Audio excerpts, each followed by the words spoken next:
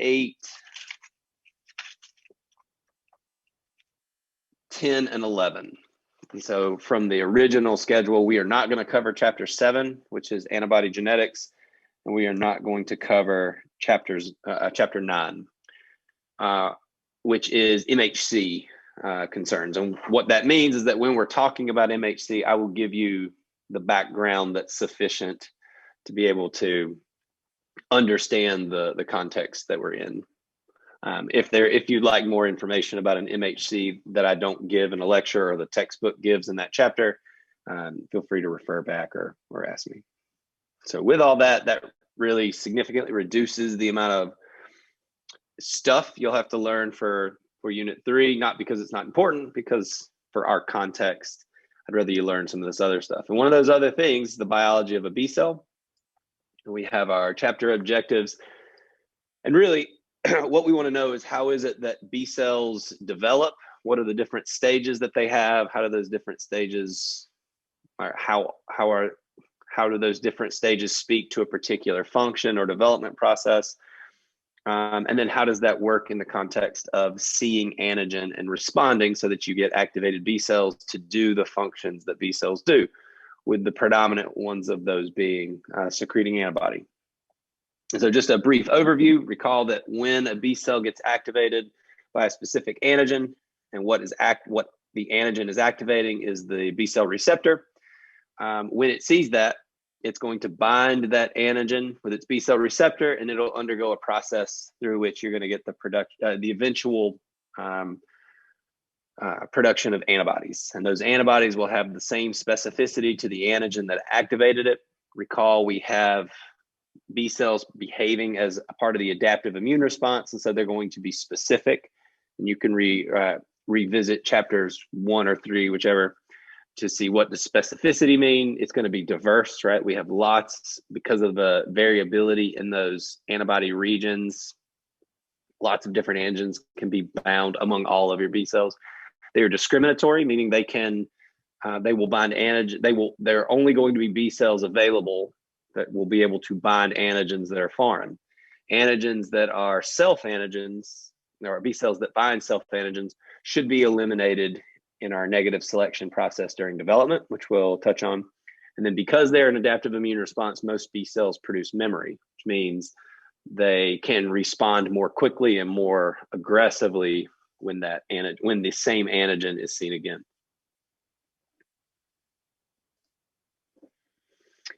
So for B cell development, B cells were identified again in that chicken gland, which is actually a cloacal epithelial structure, this little sac pouch thing, and it's called the bursa of Fabricus. Now, and so that's hence the name B cells for bursa. In mammalian organisms, B cells arise with all other blood cells, and they do most of their development in the bone marrow. So here we can use B for bone marrow, and there are different stages of B cell development. And so we would say X stage of B cell development. And what these different stages are characterized by are different ways that they rearrange their antibody genes, and they have different differential expression of different surface molecules. And so surface molecules collectively, while not exclusively, but often they have a name that includes the 2-letter abbreviation CD, which stands for clusters of differentiation. So you will see lots of CD molecules. And if you see a CD molecule, it works best to think something that's probably expressed on a membrane. We also divide up some of these developmental stages into checkpoints. And these are points at which a B cell has a decision. The environment is going to decide which direction the B cell is going to go. During negative selection, that's a checkpoint where is the B cell going to survive, or is it going to be programmed for death? Is a B cell going to proceed to a memory cell, or is it going to proceed to a plasma cell? Now, at some of these checkpoints, you get different signals that shape the way you go. And in some cases, if you don't get a signal at all, that cell will die, or at least undergo the steps to die. So this is a great little simplified chart from your book that shows our different states of B cell development. It also shows us the types of VDG VDJ gene rearrangement. And this refers to what we would have talked about in chapter 7. VDJ are the genes related to antibodies to the different regions. And I'll point out that you see here in the pro B cell, for example, it's the DHJH. That H stands for the heavy. The V, the capital V, stands for the variable region between our two chains. And so we're going to rearrange those segments so that we get the different types of antibodies that can be expressed. And that's because we have a thread of genes related to antibodies, and they get mixed and matched so that we get our different antibody types. We also have here for membrane Ig expression. So this is when are we expressing antibody on the membrane? And remember from last class's review, expressing Ig on the membrane will be a part expressing it on the membrane will be a part of the B cell receptor. And then we get to a point where once we have plasma cells, we're no longer going to express any membrane bound receptor. And instead, we're pumping out all of it as secreted forms, right? We start with IgG and then we do isotype switching, which we'll cover. What's also nice about this is it gives us a few, although not exclusive, but it gives us a few of the CD molecules that are associated with membrane expression. If I were to say, hey, we have a cell that expresses CD19, what does that mean? I would expect that you'd be able to know, well, it means that we have a B cell in one of these 5 stages, but it won't be a plasma cell because plasma cells don't express CD19. And so some of that you can use from a clinical or a research standpoint to know how mature or how naive are the cells that you're studying based on what they express, because that speaks to their state of differentiation. Now, B cells, like all other leukocytes, arise from hematopoietic stem cells. Now, depending on the state of development of the organism, during fetal development, the fetal liver is going to produce some of these hematopoietic stem cells, and then later in development and gestation, and then after birth, your bone marrow takes over and predominates. So in an adult, we're looking at the bone marrow as being the source and the site of hematopoietic stem cells. Now, bone marrow is an example of primary lymphoid organ. It is the first place in the body that B cells will start, or in an adult, that B cells will express their B cell receptor. And what happens is that you're constantly producing new B cells, which can have new antigen specificities because of the significant variability in those antigen binding sites. In the bone marrow itself, you have non-lymphoid cells. And this is an example of stromal cells. So these things that are not lymphocytes, not immune cells, but what they do is they provide support, whether that's structure or growth factors or signals that say encourage survival and proliferation. And a good example of this is that some of these stromal cells will produce adhesion molecules that allow these baby B cells to move around in the appropriate direction they're supposed to, but also secrete IL-7, which is a proliferating message within the bone marrow. So our first B cell stage, so as we're moving out of our stem cell, the first one in the B cell lineage that we get to is going to be a pro B cell. This is the very first distinguishable cell that we would say is in the B cell lineage. Before this, it could also be a T cell, right? This is also the first place we see immunoglobulin gene rearrangement, and the specific type of rearrangement we have is that the DH gene rearranges to kind of lumps together to a JH segment. And the H here stands for heavy chain. So we are moving around different gene pieces on the heavy chain. This is mediated by a specific group of enzyme members, and we're going to just know them as collectively VDJ recombinases. And they're going to mix and match these different products. And this is borrowed from chapter 7. So we have these DH and JH regions, and there's numerous different segments that it could be. And what will happen is that you will get enzymes that will come and will splice 2 of these together, creating a DH-JH segment. Now, in a pro B cell where you have this first Ig gene rearrangement, they're going to start expressing CD10. CD10 is a marker of pro B cells and the next stage of B cell development called pre B cells. They're also going to express CD19, and CD19 is a B cell marker that throughout an entire B cell's lifespan, it'll express all the way until they differentiate into plasma cells. So how do you tell the difference from a plasma cell and a mature B cell? Does it express CD19? That would be one way we could do it. So then as we move into our next stage, so pro B cells have these features. We then move into pre B cells. And here you see one more, what is called the second Ig gene rearrangement. And here again on the heavy chain, we're going to take the variable portion of the heavy chain. Its gene is going to rearrange and form a unit with the previously rearranged DJ segment, and it's going to form what is called a VDJ unit. What's interesting about this VDJ unit is that it is very closely positioned to the mu chain for the heavy chain segments. And what this means is that the mu chain is going to be the first that's synthesized. And so this is why IgM is the predominating member on early B cells, and even why it's the first antibody produced, because that gene is first in line. So it's the easiest, we'll think of it as being the easiest to get to. The same VDJ recombinase enzymes do it. And in the pre-B cell, we do not yet have any light chain that's being produced. Pre-B cells still express CD10 and CD19. And there's an interesting order of these Ig heavy chain rearrangements. And it is what is called, it's an example of allelic exclusion. So we have two alleles for these genes. And if the first one transcribes, it mix and matches and it produces a fruitful product, no other rearrangements occur, right? So if the first allele is successful, the second allele is inactivated. For these genes. If the first chromosome rearranges and produces a crappy product, the events will then activate on the second allele, on the other chromosome, for one more attempt to rearrange and get good mu chain production, right? So we do these series of events. And what this ensures is, one, if the first one fails, you get one more chance at it. And then if that one fails, you have to eliminate it. But also it prevents us from having one B cell that would actually have the expression of two different types of antibody, right? Because we're only expressing one set of genes.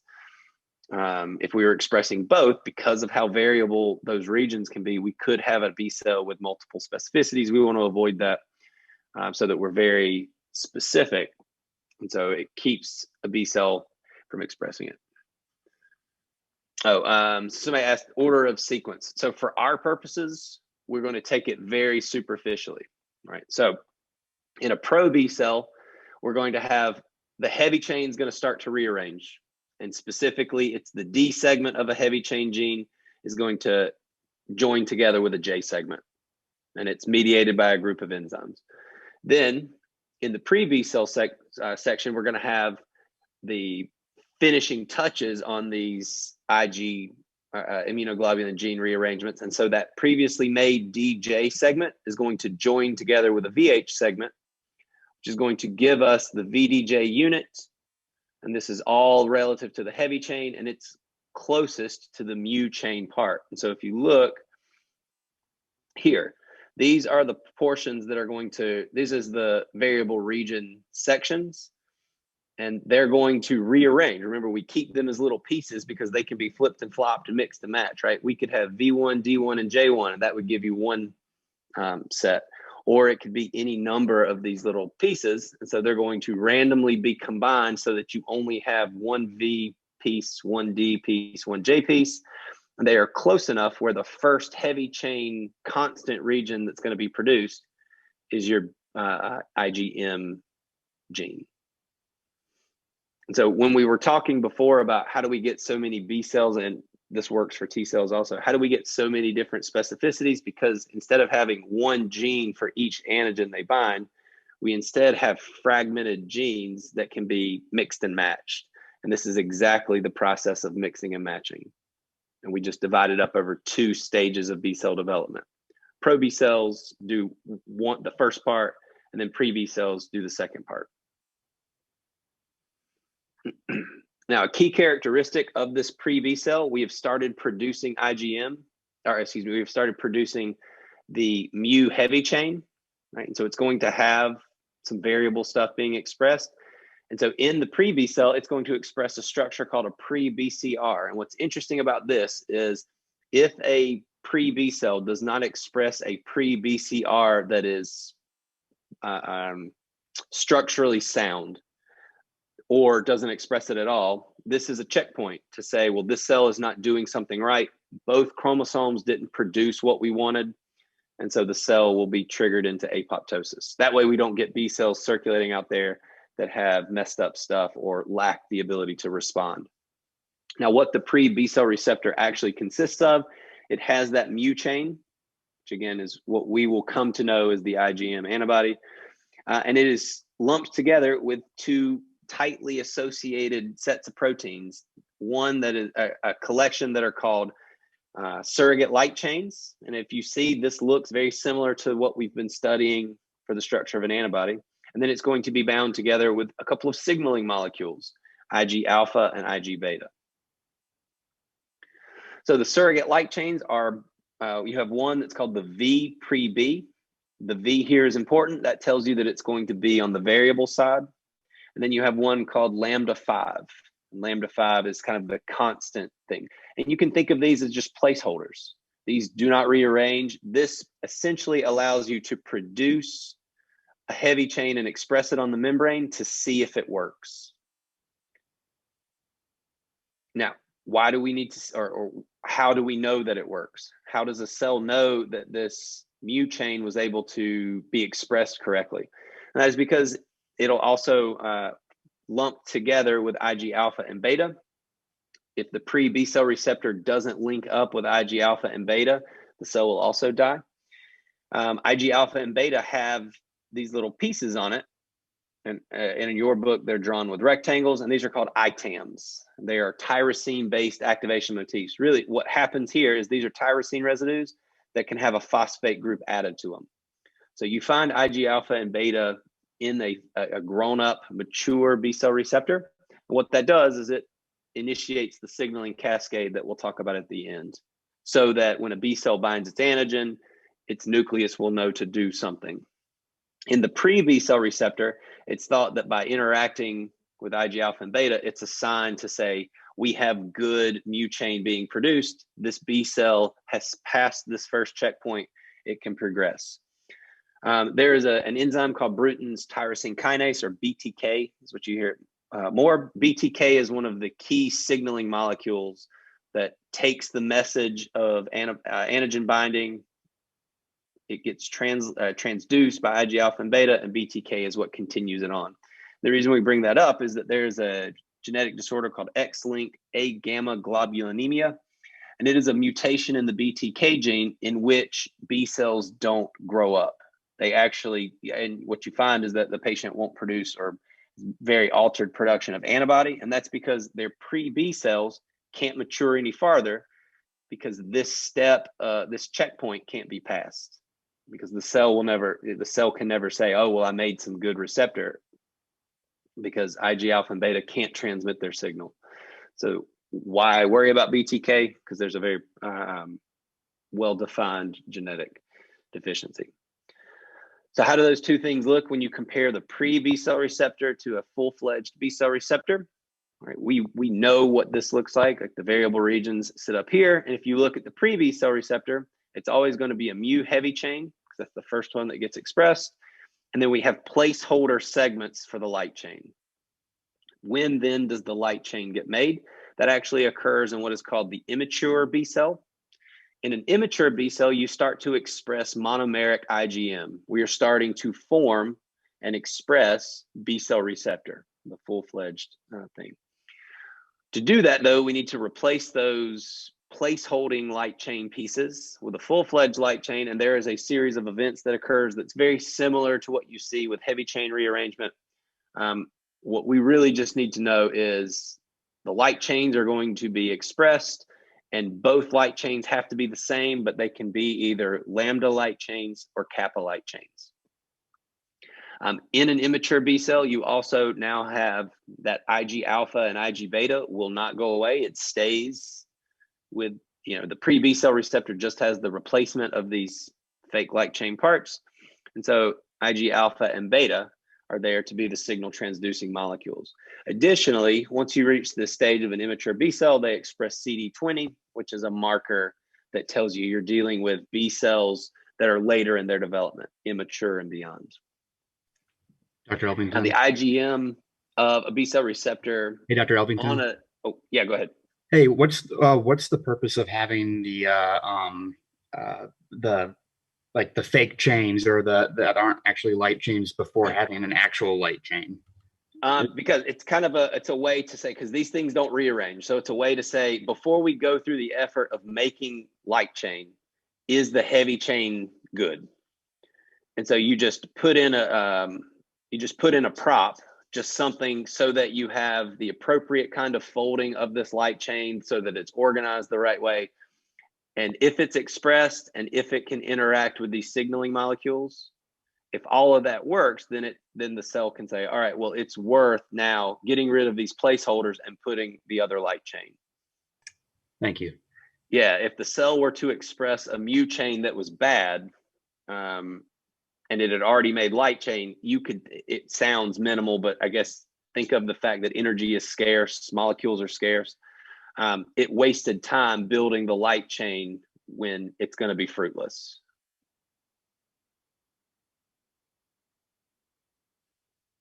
That's a good question. Right, so that IgM that's now being expressed, right, it's a heavy chain, it's a mu heavy chain, and it has one of the two light chains that are both going to be the same. It can now bind antigen. Now, what happens is that the BCR on these immature B cells, if they bind antigen that is not self, the B cell will continue its development. It'll leave the bone marrow as a mature B cell. It'll generate lots, you'll have lots of diversity because each B cell is going to bind a slightly different non-self epitope. Great. What happens then to those B cells that are self-binding? They bind antigens that are from the host. This will happen. Chance says that some of these are going to develop. That's because we have lots of random rearrangements in those heavy chain variable regions.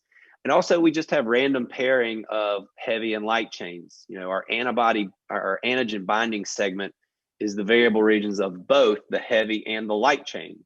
And so you have lots of places for variation to occur. Odds are that some of those have to bind structures that can be seen in the host. Where do these self-antigen, where do you know? How do you know that self-antigen is being interacted with? Well, the stromal cells of the bone marrow frequently take antigens and show them, and they are showing antigens that are from the host. And they're doing that on purpose because what they are trying to do is identify the B cell receptors. So which B cells recognize us, and if they recognize us, they'll be programmed for very often elimination, although not always. If you have a failure in this negative selection, this step, what could happen is you could have autoimmunity develop, because now you have, if self-reactive B cells are escaping, well, they're going to start to see antigens that are everywhere, and they're going to generate immune responses against them. And so in that way, negative selection is then the second checkpoint. It is the elimination of self-reactive B cells. Recall, it's part of that clonal selection theory. The one we want to try to get rid of as many as possible, those cells that see your tissue as a threat. It is also a feature of central tolerance, and this is the idea that we want our immune system to tolerate our body. And when we say central tolerance, we'll talk about peripheral tolerance in a disease-focused chapter. But central tolerance is the idea that this is not responding to antigens, and this programming occurs in primary lymphoid organs. So bone marrow for B cells, thymus for T cells. And so what we say is that when lymphocytes in either way are leaving the bone marrow or the thymus, they are both foreign reactive and self-tolerant.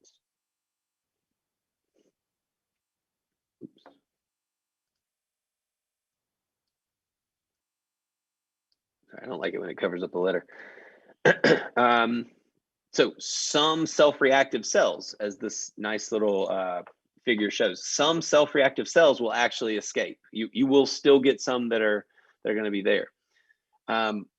not all, but many, but we'll say some of them can actually undergo a process of, can they be fixed, right? So much effort has been spent in developing this B cell. Is there anything we can do to change it? And this is a series of events that's kind of a part of negative selection called receptor editing. And what's interesting is that some B cells and the programming and who gets chosen is way beyond our scope and not terribly well known. If the B cell receptor stimulates with self-antigen, what can actually happen is that VDJ rearrangement can actually trigger again in the light chain. This will give you the opportunity. You can't do anything else about the heavy chain. It's been set in our previous steps, but the light chain could rearrange one more time. And so why rearrange the light chain? Because it takes both the variable region on the heavy and the light chain to form the pocket. And so if you can change one and you change the way it's shaped, you might be able to now bind something that's not self-antigen. And the reason we don't do that in the heavy chain is because things have been lost that's beyond our scope. So what happens if this receptor editing is successful? You have successfully changed the antigen binding site from a self-reactive epitope. The structure is different now, and it binds non-self. It'll leave the bone marrow and go do, it'll be successful to leave and escape. If it fails, you had one more chance, and it'll experience either apoptosis or it might become anergic. And anergy in lymphocytes is where the cell is dead, or is not dead, but is actually not active. It's kind of a stasis. And what can eventually happen to that is it eventually withers and is removed. So we have now left negative selection. We're going to operate that the cells that we have after negative selection all bind non-self antigens. Each B cell is going to bind a different epitope. Now, those that survive negative selection, these immature B cells are going to become transitional cells. It takes about 24 hours before these transitional B cells leave and enter into the blood and filter their way to the spleen and to distal different tissues. Once they reach the stage of transitional B cells, they begin to not only express IgM as a part of their B cell receptor, they'll also express IgD on the membrane. And recall, for our purposes, so a little flashback to the exam coming up, IgD is best associated with contributing to B cell receptor function. Right? We see next to none in the blood. It's not one that gets secreted. Now, in the transitional B cells, this is what's going to start a differentiation pathway that's going to lead to the expression of a receptor called BAFF receptor. It responds to a cytokine called BAFF, and what BAFF does is it is a survival signal. If you are in a place where you don't need a lot of B cells, or if you're in an environment where you don't need a lot of B cells, what will happen is that none of your monocytes or dendritic cells or whomever is going to produce any BAFF, so all of these new B cells won't thrive, they won't survive. But if you do need them, lots of BAFF transitional B cells survive. What's interesting is that in some autoimmune conditions, rheumatoid arthritis being one, excessive BAFF production is associated with too many B cells, which can, the more B cells that you may have, among other complications, the more self-reactivity you may develop. So these transitional B cells will then eventually shift. Once they get all these survival signals, they'll become what is called a mature B cell. How do you distinguish between a transitional and a mature? It all speaks to how much IgD they are expressing. IgD is higher on the mature than it is on the transitional. We consider mature B cells to be IgM positive, IgD positive, and we call them naive, meaning they know what to do. They are fully programmed. They are ready to respond, but they just not have been asked to do it yet. They have not seen antigen exposure, but when they do, when they encounter that antigen in our secondary tissues, they can undergo the processes that will lead to antibody production, plasma cell differentiation, and memory production. Now, an important note, these mature B cells are expressing B cell receptor with IgM and IgD. Both of those have the exact same antigen specificity. Recall, IgD is there where it's unclear exactly what it does, but it seems to play a role in antigen responses. And what happens, interestingly, is once a B cell binds an antigen with its B cell receptor, the IgD part goes away, just leaving IgM for reasons that are that for our purposes are unclear.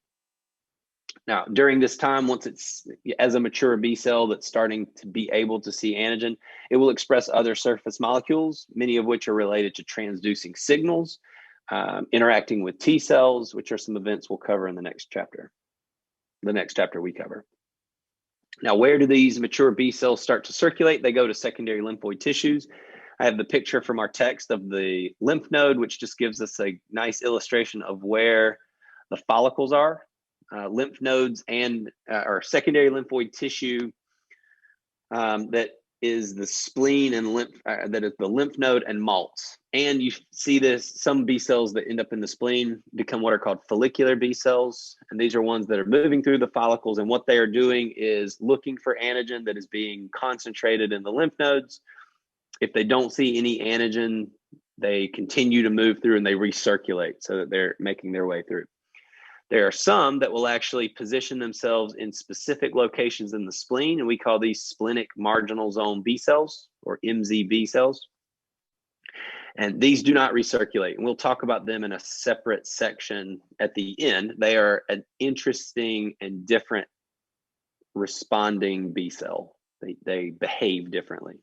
But so know that most of them are going to circulate through, but some don't, some position themselves. All of this diversity is interesting because I think I said last class or class before, of all of these B cells that you will produce throughout your lifespan, with everyone having different antigenic specificity, most will never see their antigen. But why have them then? Just in case. It is worth that diversity to spend the energy in some cases. So the mature B cell, let's assume that it has interacted with antigen. It's then going to differentiate into a terminal differentiation, meaning there's nothing else that can happen here. Once a B cell has differentiated and started producing plasma cells, that's the end of the road. And plasma cells secrete lots of antibody. They're producing lots of antibody, but they do not express any B cell receptor because they are fully activated. They can do nothing else except secrete antibody that all have the exact same antigen specificity to the IgM, IgD that activated them. Plasma cells will also only produce one isotype. Now, from the same clone, you could have a plasma cell producing IgG and IgA and IgM. Each one will recognize the same antigen. Plasma cells express CD27 and nothing of the others that we've talked about. So CD27 is a fantastic marker for our class of plasma cells. Now, how do plasma cells respond? We need to talk about the different types of antigens that could be observed. Most B cells do what is called thymus-dependent responses, or TD antigens. TD antigens are the type that require, for good activation, they require helper T cells to participate. So to get a good B cell response, we need T cells to help. And this leads to the production of plasma cells at two major sites: the germinal centers of the lymph nodes and spleen, and the malt. So first, the germinal centers develop in follicles. Right? So we have these follicle organizational patterns, and an evidence of a germinal center is a sign that there are B cells being activated. And what the germinal center does is it allows for antibody synthesis of more than one isotype to occur. It allows for the B cell clones to be better at binding antigen. And what in many cases it leads to is what it should always lead to is a polyclonal response. And that is where you have many B cells being activated, each producing an antibody, each resulting in the production of an antibody that binds to a specific epitope on the activating antigen, right? And in the case of germinal center activation, those plasma cells, as they are being made, they're going to leave, go into the bloodstream, and they're going to, for the most part, start to anchor into the bone marrow. Bone marrow is highly vascularized, right? That's why that's why our blood cells can enter in there quickly. And so they position themselves in the bone marrow and they just churn out antibodies that's dumping directly into the bloodstream. Within the malt, recall the malt is our mucose-associated lymphoid tissue. Within the malts, they're going to develop structure. They're organized very similarly when they start to activate to the germinal center that you might find in a lymph node. And instead here, they're producing plasma cells that secrete dimeric IgA. Recall, IgA is the antibody you find in mucosa and the secretions that are leaving the body. And so activation of B cells in the malt is going to lead to a response that favors that kind of barrier immunity.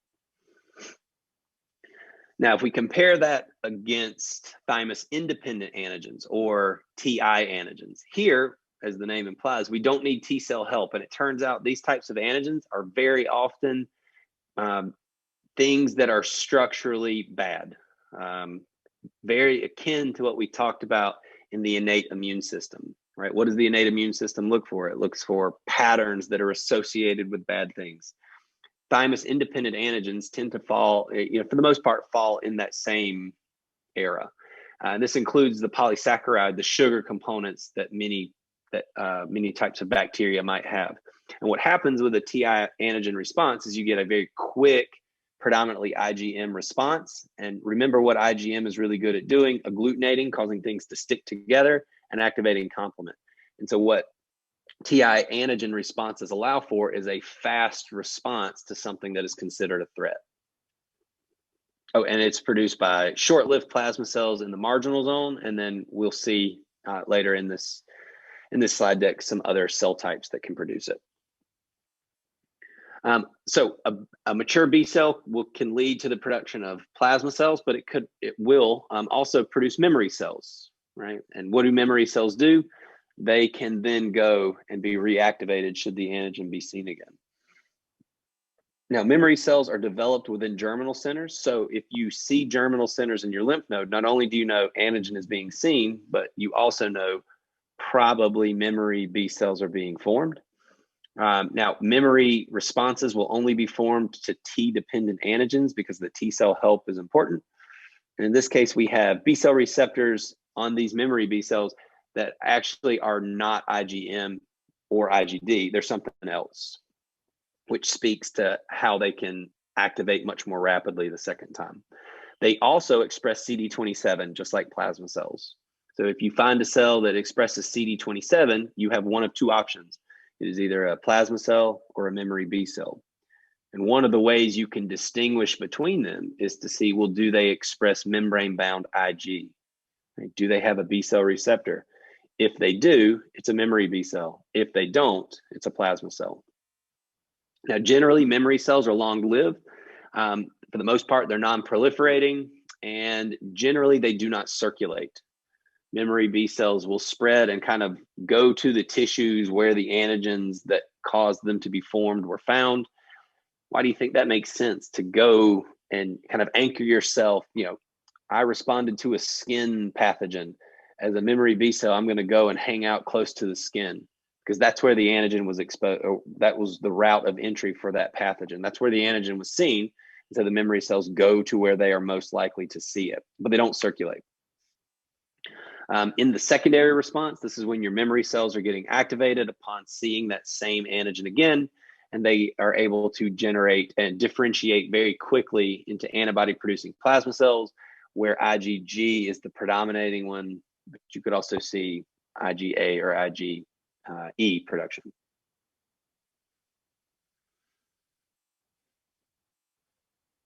And so we've gone through the steps of those differentiations of B cells. We have our different types. And once we get to a mature B cell that sees its antigen, it can either go to a plasma cell or it can go to a memory cell. But in both cases, what we are after is to principally produce antibody. So let's talk a few minutes about where antibody is being produced. We could be producing antibody within the lymph node, spleen to a lesser degree, but we will use the lymph node as our standard. And we're really talking about the events that are going to occur in the germinal centers. We'll also talk about antibody that's being produced in the mucosal tissues, our malt, and then we'll focus on those tissues where we are producing antibody in response to those strange antigens. And I'll go ahead and tell you now, and it's worth it to jot down, innate-like functions. They're going to T-independent antigens invoke an antibody response that actually seems to be more in line with what you would see in an innate immune response. Now, within the lymph nodes, and this is where you're going to be responding to T-dependent antigens. Recall these require T cell help. We will talk about T helper cells in chapters 10 and 11. So some of this is going to be new, or maybe not necessarily new, but we will revisit it again. So you're going to get lots of exposure to it. T helper cells express a surface molecule called CD4. So they're CD4 positive. And what's interesting about TD antigens, the B cell that sees the antigen has to get help from a T cell who also recognizes that same antigen. And what this is termed is cognate binding, cognate interaction. So one antigen needs to be seen by both a T helper cell and a B cell. How is it then that they see the same antigen? Like how, right? That is because of the way that the secondary lymphoid tissues are organized. If you'll recall back from chapter 3, what does free antigen do? Like if antigen comes in through the skin, if it doesn't get gobbled up by anything, it will actually enter in through the lymph. Why do we have this network that's draining tissue fluid? So that the immune system gets a chance to see what's in it. By doing that, it also allows it to concentrate so that it's easier for your lymphocytes to see it. And so that free antigen will actually enter into the lymphatics. It will make it to the lymph node, and it will be pushed through the follicles. And guess who is in the follicles? Those are B cell rich areas. And so this is why B cells can see it with their B cell receptor, as you see here. Well, what about getting those T cell activated? Recall of the fact that lymph nodes and the spleen are organized where they have T cell areas. And so way out in the skin, we have those antigen presenting cells, and they're capturing antigen. And what happens is they capture it and they process it, and then they go to the lymph node and they say, hey, T cells in the paracortex, does anybody recognize this antigen? And those helper T cells that have congregated in the paracortex of the spleen can now see it. The paracortex and the follicles are interact very closely together. The T cell areas and the B cell areas butt up against one another. And so what happens is when you have an activated B cell, it will go to the boundary. And when you get an activated T cell, it'll go to the boundary. And what they're doing is they're going to try to meet up together. And when that happens, you get the events and the production of cytokines so that you get complete B cell activation so that it can start to differentiate into a plasma cell. And what's interesting is that interaction between an activated cognate interaction, where you have the same antigen that is activated B cell and a T cell, that interaction can last a couple of hours between those two cells. And then that B cell, within about 48 hours, it'll start to differentiate. It'll start to expand and differentiate into plasma cells. Again, producing IgM first.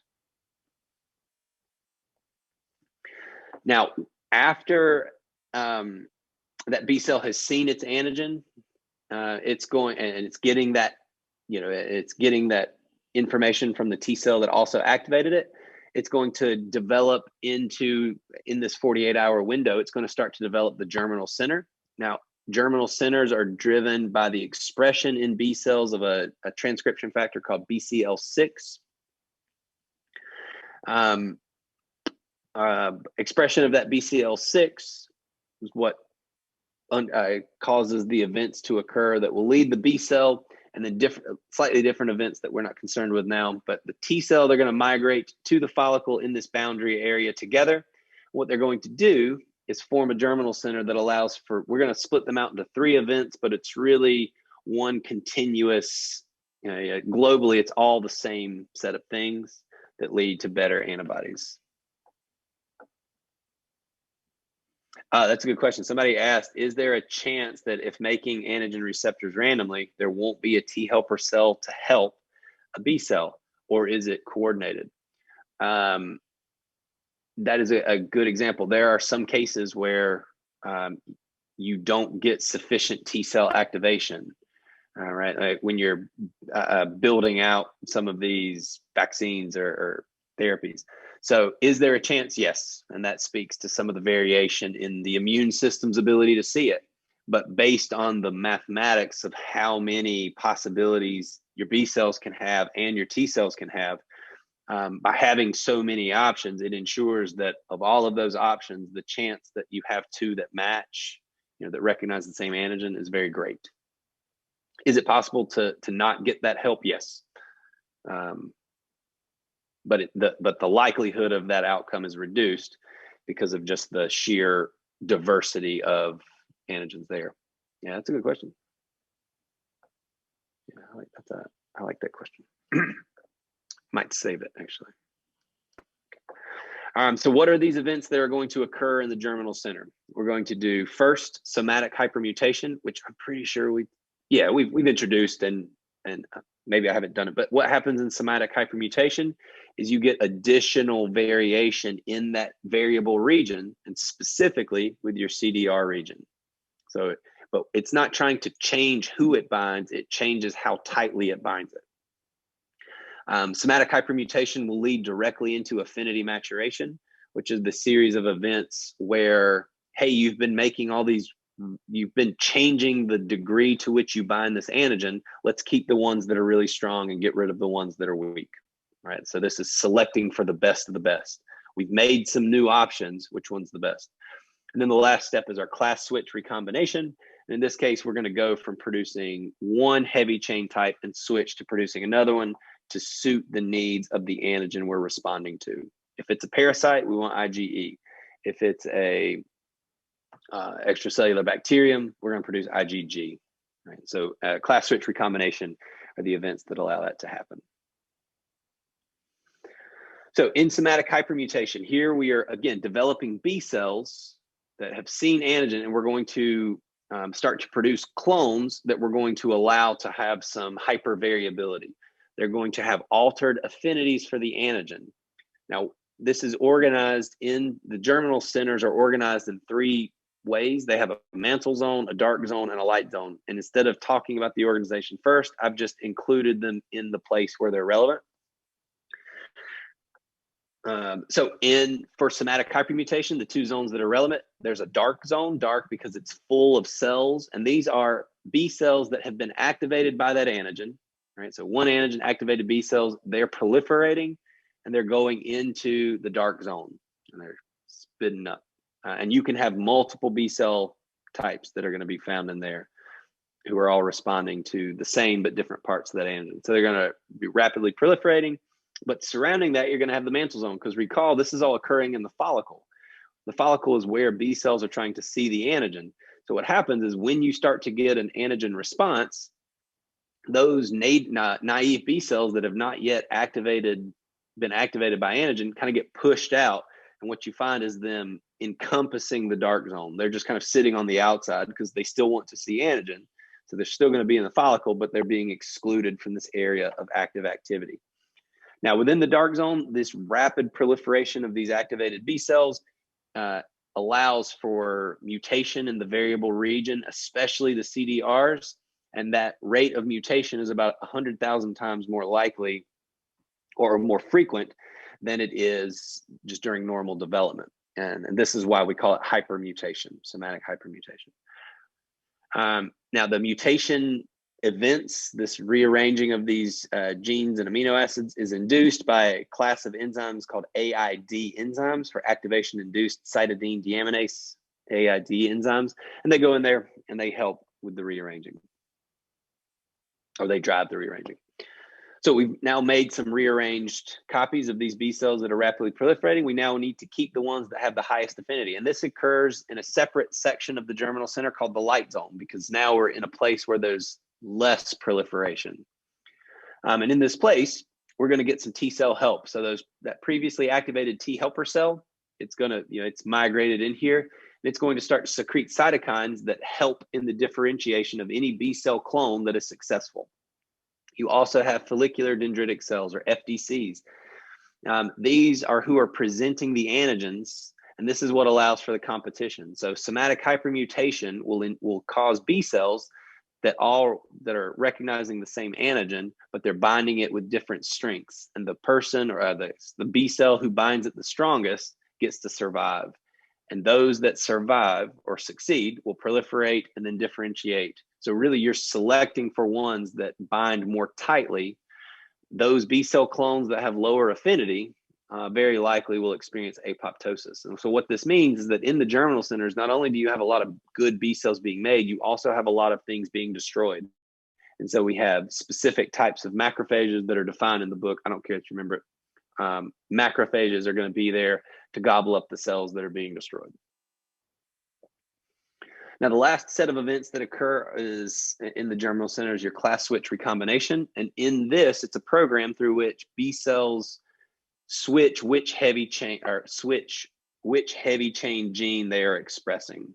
You will see B cells switch from IgM to then produce IgE, A, or G.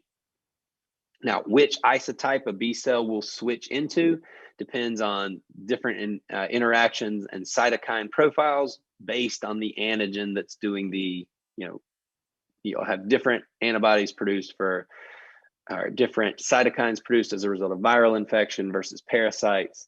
And so that kind of shapes it. It is this class type switch events are facilitated by the same group of enzymes, these AID enzymes. And we're mediated by two types of TH cells. Those previously activated T helper cells are providing the cytokines, and our T follicular helper cells, or TFH, are interacting with via cell-to-cell interactions with the B cells that are activated. All of these collectively together are steering a B cell into producing a certain type of antibody. And I borrowed this from another text. And so what we have is a nice way to follow. We have our naive B cell. It sees antigen that is TD. We didn't talk, it's going to form memory cells. We're going to focus on the ones that are going to go and eventually form plasma cells. And so they're going to enter in and form a germinal center. So we're then going to have a region where you have lots of proliferation, which leads to lots of somatic hypermutation. And as they proliferate, they're going to start to see T cell help. And if they see T cell help and they bind it really, or they get the right signals, and if they can see and they compete with the antigen very well, what they will do, the good binding ones will differentiate to become plasmablasts, or the precursors to a plasma cell producing antibody. And all of this occurs, the selection part occurs in the light zone. Now from that, it can also experience class type switching, right? Does it need to make different antibodies? And it can do that here. For those that don't make it, that are weak at binding, or they're not as good of competitors, they may have the chance to proliferate again, right? Maybe a different random mutation will give it a better binding affinity, or they can be triggered for elimination.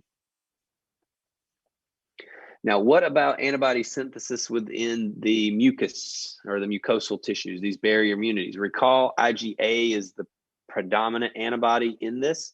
It's found in external secretions, think saliva, tears, milk in lactating hosts.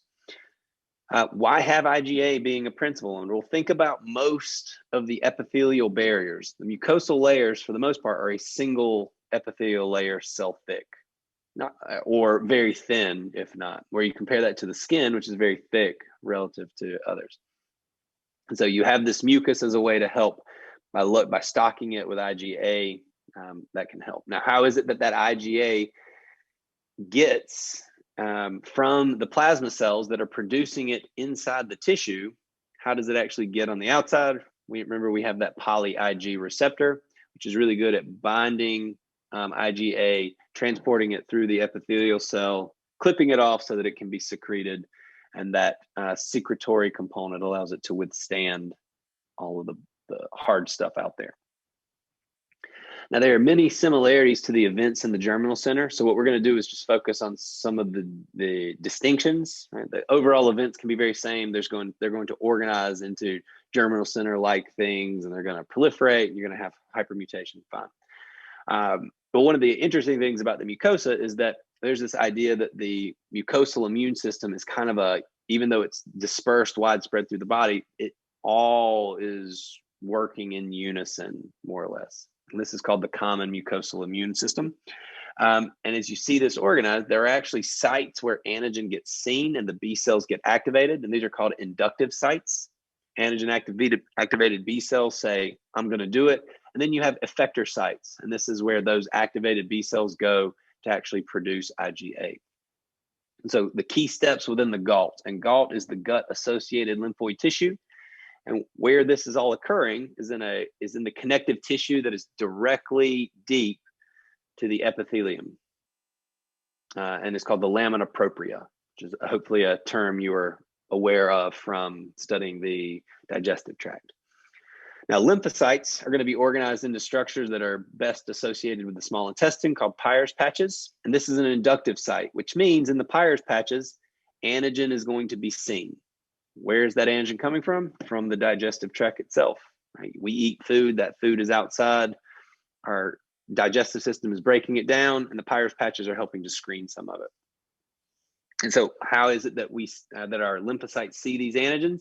You have specialized cells called M cells that are capable of capturing antigens on the outside of the intestine and handing them off to dendritic cells. Some dendritic cells can actually reach through parts of the epithelium and grab antigens directly. Either way, our lymphocytes see it.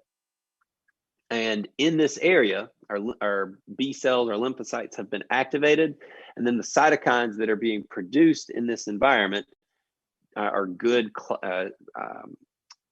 switchers that drive class switching to IgA. Now, what's interesting is that we've made these IgA positive, IgA secreting B cells, plasma cells, but what they do first is they actually circulate back to the blood, they leave, and then they go through the blood until they get back via chemokine interactions to the GALT, where they then turn on, produce lots of IgA. And what this does is it allows them to leave the lamina propria to then position themselves directly adjacent to it. They secrete all this IgA, which is captured by the poly-Ig receptor and put into the secretions. And this is a very simplified version of the way that looks, which interestingly shows our M cell capturing antigens, but also shows our dendritic cells who are doing it as well. Now, arguably my favorite types of B cell activities are those, again, I'm biased to the innate immune response, of course. But I really enjoy thymus independent antibody responses. So these TI antigens are capable of stimulating B cell responses in the absence of any T cell help. We have two types of TI antigens. We have TI1s and TI2s. TI1s are mitogenic at high concentrations, which means if you throw a TI1 antigen in there, it will stimulate multiple B cell clones, or multiple B cells will start to proliferate. And in this way, it's termed a polyclonal B cell activator. And one of the best TI1 antigens is actually LPS, which, recall from the innate immune system, it doesn't tell you which bacteria, but it tells you that it's probably not good. Some repeating patterns from viruses, TI1 antigens are very akin to PAMPs, pattern recognition, pathogen associated molecular patterns. With TI2s, really the only difference is one, there are, which types or which specific antigens act, but more, they still both stimulate antibody production, but the TI2s are not mitogenic, meaning they don't cause rapid proliferation. Instead, TI2s, when you put them on there, they will stimulate those B cells that see it to just start producing lots of antibody. And we will see that they both induce the production of predominantly IgM, sometimes a little bit of IgA antibody. Now, TI2 independent antigens include lots of sugars that are associated with the exterior of bacteria and fungi. And this includes proteins from Haemophilus influenzae and Streptococcus pneumoniae. Now, the biological features of TI responses, and again, you could compare this against the TD antigens, the ones that require T cell help. Predominantly, it's going to be IgM. Production of this IgM is fairly rapid. Interestingly, no memory cell is produced, which means there's no class switching, and that should you see LPS again, these B cells we're going to talk about are going to respond the exact same magnitude the second time. They can be generated in the complete absence of T cells. It's one of the ways they were identified. And there are specific subsets of B cells that are in specific locations that drive these TI antigen responses. They are, first, the marginal zone B cells, MZB. Marginal zone B cells are found in the marginal zone of the spleen. They are a long-lived population. They are distinct from mature B cells, the ones who respond to TD antigens and need help. And they are positioned so that they function in a near immediate response to antigens or tissue antigens that have found their way to the blood. But they're there to respond very quickly to bloodborne antigens that have found their way in. This is especially bacteria that are encapsulated. And I make sure to point that out because the importance of marginal zone B cells are accentuated by the fact that infants less than 2 years old are incredibly sensitive. There's lots of risk if a less than 2-year-old contracts Haemophilus influenza A, right? Why is there so much danger? Because one of the reasons is that a marginal zone B cell response is not quite yet fully developed. And so the risk is high. Now, my favorite type of B cell altogether is the B1 cell. And there's further ways to separate those that we don't care about. B1 cells are predominantly found in cavities. The best place to speak to these are in the peritoneal cavity, so throughout the peritoneal reflections of your abdomen, and in the pleural cavities related to the space your lungs sit in. You will find a minor population of B1 cells in the spleen and the lymph nodes, and what they do is they express a surface molecule that is unique to only B1 cells, and it's called CD5. And what's interesting is that B1 cells develop in a completely different way from B cells related to TD responses. And B1 cells, why I love them so much, I guess, is that they contribute to innate immunity. They are significant sources of natural IgM. And when we say natural IgM, what we mean is this is IgM that is being produced without, in the absence of antigen stimulation. What is that IgM being produced to bind to? Well, it's producing IgM that is called polyspecific. It is one of those exceptions. Antibodies are very specific, except sometimes they're not. Polyspecific IgMs bind things with very low affinity. And that's important because what that allows them to do is bind a variety of things. And so it's kind of cool. In mice, you can also find some IgAs that can be produced that are derived from B1 cells that have these features. Natural IgMs, I will tell you from the research I did as a grad student, seem to contribute to ischemia reperfusion injury. Turns out we express these natural IgMs that can bind structures that our cells produce, but when everything is fine, our cells keep that stuff hidden until they don't, right? If a cell becomes apoptotic, or it experiences ischemia reperfusion. During the ischemia, the blood vessels themselves are going to start to show things because they're stressed or they're dying. And then when reperfusion occurs, you now have all of these you just have natural IgMs that are there all the time, but they've never had anything to bind. And now suddenly they are able to bind things like annexin 4 or phosphatidylcholine, things that normally are not shown on the outside. And they see it, and then, from my perspective, they bind and they activate complement, and that drives damage. So I think that's cool. And if that's something that interests you kind of beyond just this short little spiel, let me know, and I'll send you some papers that may or may not be on. So just to kind of approach the end, so to speak, we have different stages that are related to different expressions. And I draw this out because of this bottom portion, really. A reminder that we just introduced B1 cells and they express CD5. No other B cell type expresses CD5. And just know that there are also other things that a B cell needs to express, things like cytokine receptors or survival receptors, like receptors for IL-7 or for BAFF. So what we're going to do in these last few slides is go through and just look first at who is being expressed and as a means to describe their function, and then we'll finish with our signaling cascade. When a B cell gets activated, what actually happens? So on a B cell's membrane, who is it that's binding the antigens? This is the B cell receptor. The B cell receptor is going to be IgM. In a mature B cell, it'll also be some IgD.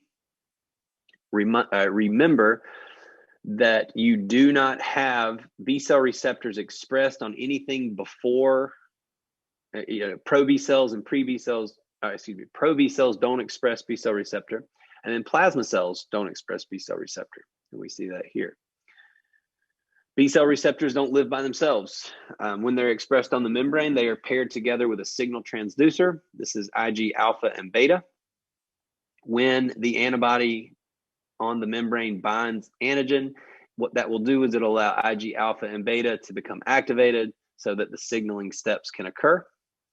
The other thing that B cell receptors can be associated with is a B cell co-receptor. And what this does is it enhances B cell receptor activation 100 or 1,000-fold, makes the threshold much lower for the B cell to get activated.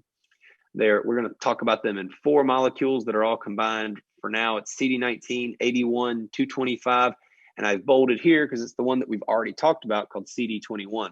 And CD21 is also called complement receptor 2. It is a complement receptor, meaning it is binding to C3D or C3DG.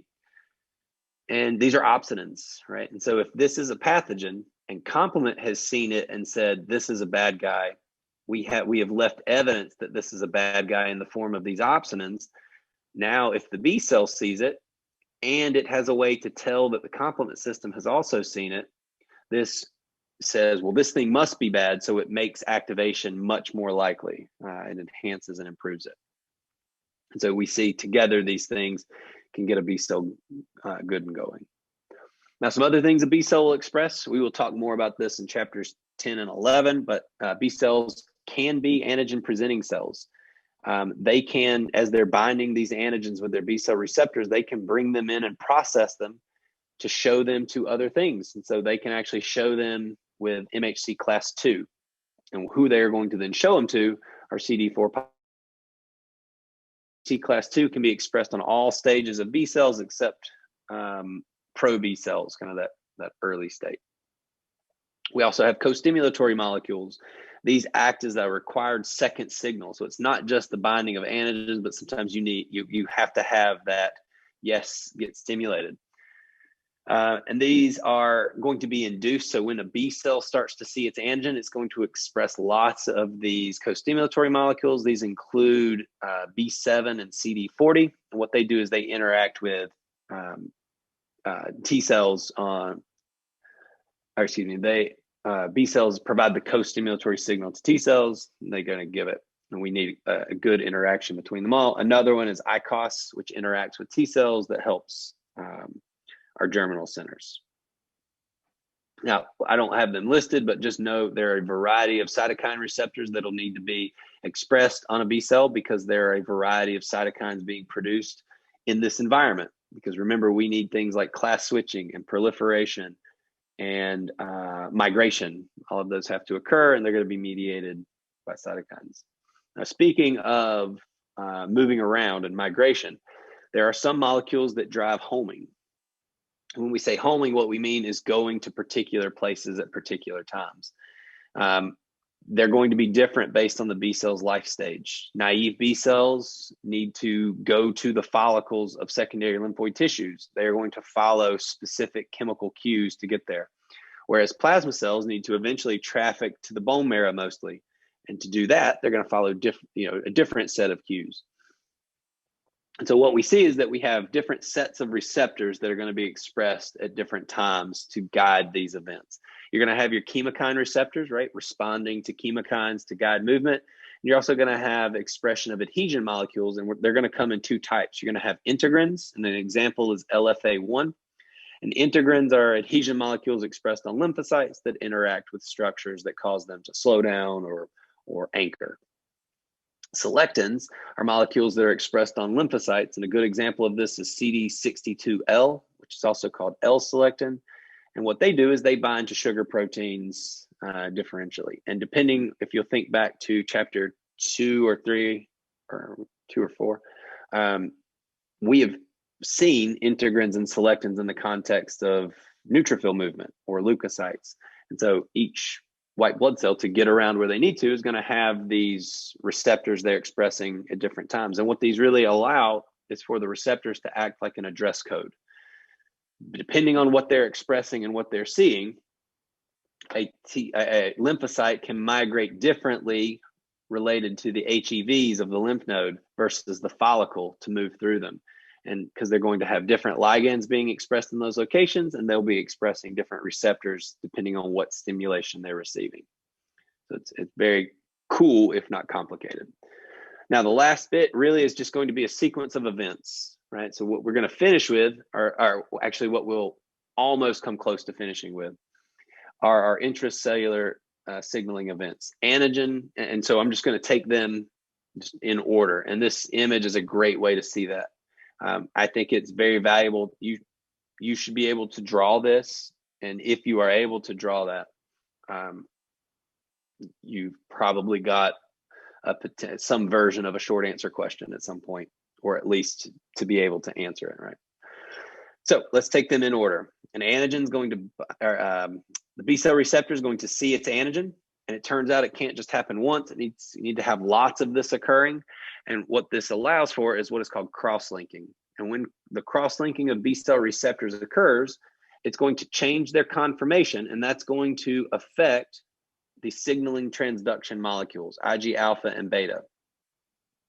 When you have cross-linking, Ig alpha and beta are now in a position to be phosphorylated. And that phosphorylation occurs on these sites called ITAMs, and the A here is related to activation. So if you activate an ITAM, you're sticking a phosphate group on it, and that's going to cause a series of events to continue. And this phosphorylation occurs by a family of kinases called Circ kinases, who I don't care that you know who they are. I don't care. Circ kinases, by activating the ITAMs, allow the recruitment of another kinase called CYK. It gets recruited to this area, and when it does that, that allows it to turn on to then activate that kinase we talked about before, BTK. Remember, BTK is a kinase that is associated with B cell activation. When BTK gets activated, it itself is able to activate an adapter protein called Blink, which basically serves as a place for something else to stay. And so by activating Blink, it allows the activation of phospholipase C gamma 2, or PLC gamma 2, which I believe we discussed in cell biology. And let's assume you don't remember what it does. When PCL gamma 2 is activated, it's going to cleave this specific type of membrane phospholipid called PIP2. And it cleaves it in such a way that we get two sets of pathways that can occur. When PLC gamma 2 cleaves PIP, it'll generate a soluble piece called IP3. And what IP3 does is it stimulates an increase in cytosolic calcium. When calcium levels go up, that activates a molecule called calcineurin. Calcineurin then causes the ultimate activation of transcription factors that are specific for the response of the activating cell. Now, when you cleave PIP2, the other thing that you get, you have a soluble piece, but you also have a membrane-associated piece called DAG. DAG eventually leads to the activation of protein kinase C, and then the RAS family, or the RAS kinase. And these two together stimulate cascades that also result in the activation of transcription factors for a response. And so what are these transcription factors? They're NF-kappa B, NF-AT, and AP1.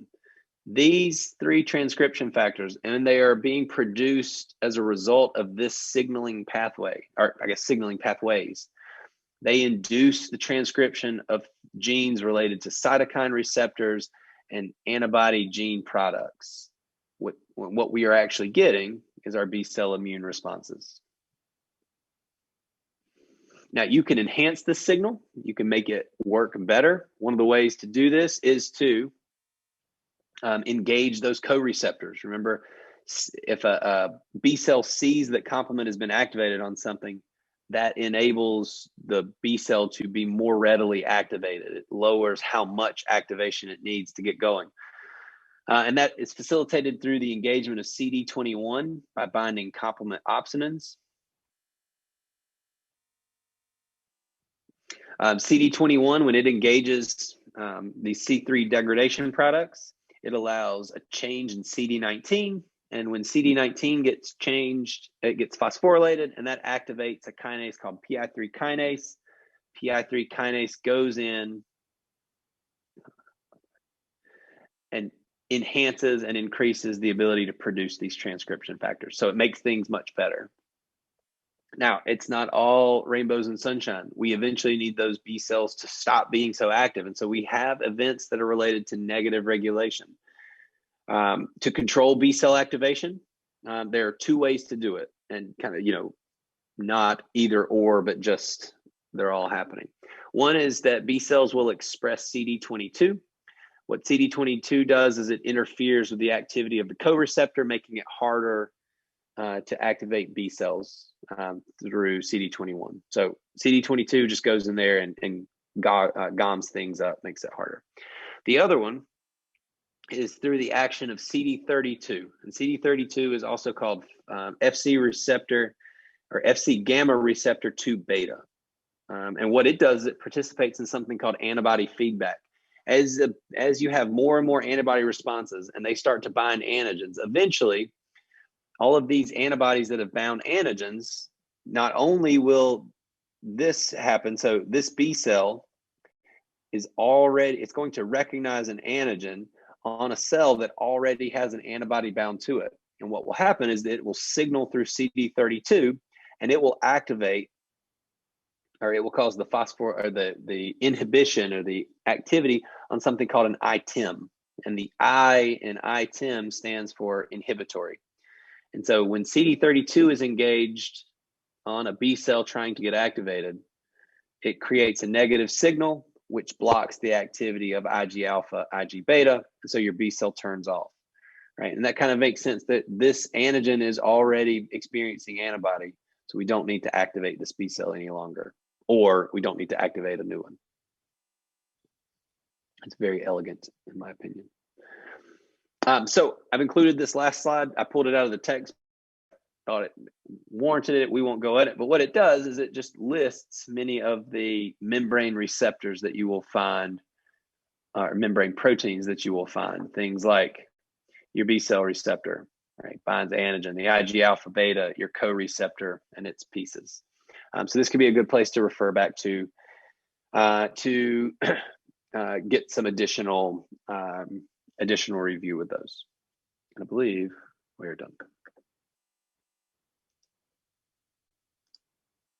Recording stopped.